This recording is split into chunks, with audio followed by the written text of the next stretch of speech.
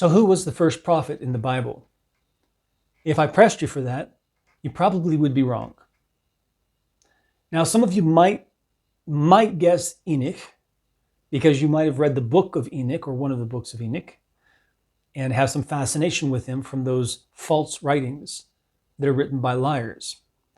And I'm not talking about the content of those books necessarily. That's also contains many lies. But the fact that they wrote under the pseudonym Enoch, and they were not Enoch. They were liars. So whenever you have a book like that, you must reject it and not read it, because you can't discern what is a lie and what isn't within the contents of it. And yet you know that there are lies in it because they lied about who they are in writing it. So you must reject that. All right, so anyway, but you would guess Enoch. And that's a good guess, because in the book of Jude, it mentions that Enoch had prophesied. It says in Jude 14, "Now Enoch, the seventh from Adam, prophesied about these men." That's all we need to know. It declares he prophesied. Therefore, he was a prophet. You say, but he wasn't fulfilling the office of a prophet. No, he wasn't necessarily. We don't know that for sure. But the fact that he prophesied means that he was a prophet.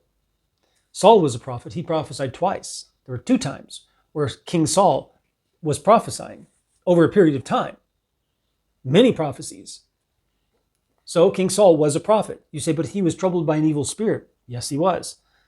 But when he was prophesying, he did not have that evil spirit. It was the Spirit of God who had come upon him. So let's keep going. I can prove to you that it only takes one time to prophesy in order to be a prophet, because the opposite is true. The test for the false prophet only requires that he be wrong once, which means he only needs to prophesy once and be wrong on that once in order to be a false prophet. Therefore, you only need to prophesy once in order to be a prophet. The other thing is that prophecy may be one of 2 things. It may be telling a future event in advance, but it may not. It may be words of encouragement to build up the people of God. For example, calling them back to the relationship with God or building them up through the words. Now, Paul actually takes that and strengthens that second definition especially. He says that he would rather us prophesy than speak in tongues, because prophesying, people understand your words and the body of Christ is edified. The listeners are edified because they understand what you're saying, in contrast to speaking in tongues without an interpretation is what's implied. That means that they can't understand what's being said, and so therefore they're not edified, strengthened, built up.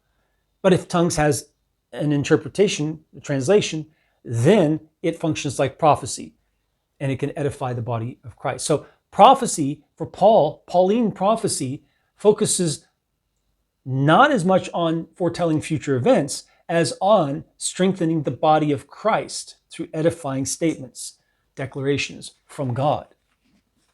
Okay? And therefore, like we said in the other video about Adam prophesying in Genesis 3:20 about Eve by naming her Zoe before they were banished, and then as soon as they were banished, she gave birth to the first human organism outside of Adam and Eve. And so indeed, the reason that he said that he was naming her Zoe actually became true as soon as they were banished from the garden, from the paradise of Eden. So we established that Adam was the first prophet. All right? But let's look at another place where Jesus talks about Abel, because Abel was a prophet. So in Hebrews 11:4 it mentions, "By faith Abel offered to God a more excellent sacrifice than Cain, through which he obtained witness that he was righteous, God testifying of his gifts, and through it he, being dead, still speaks." This is written to Christians to edify them, using the death of Abel and the blood of Abel. So Abel's choice of actions from his righteous heart prophesied long ahead of time in such a way that his Pauline prophecy would speak to edify the body of Christ. Therefore, by biblical and Pauline definition, Abel was a prophet. His actions live even today to testify to the body of Christ in order to edify us. Therefore, by Paul's strengthened definition of prophet, Abel is a prophet, and Hebrews 11:4 even indicates such a thing. Now, if you're still in doubt, let's look at Luke 11, 50 and 51.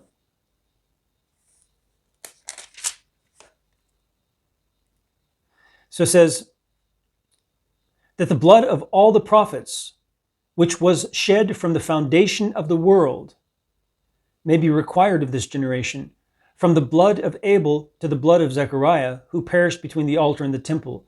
Yes, I say to you, it shall be required of this generation. Jesus declares that Abel is the first of the martyred prophets. Now, that doesn't include all prophets, because Elijah was a prophet, and yet he was not martyred. He was caught up to God, remember, in a whirlwind. And so Elijah is a prophet, and yet he doesn't fall in the list of these prophets whose blood was shed. But Abel does fall as the first one in this list of the prophets whose blood was shed. But the blood of all the prophets which was shed from the foundation of the world, that's Abel. So we know now, and we saw in the other video, I'll try to put it up here, that Abraham was called a prophet by God. And we don't think of Abraham as a prophet because we don't think of him prophesying anything in particular. And yet God says he was a prophet. So Abraham was a prophet, Enoch was a prophet, Abel was a prophet, and Adam was a prophet as well. So you need to remember these things and rethink how you perceive these people in the Old Testament. I hope this was eye-opening for you. May the Lord bless you as you seek him with all your heart.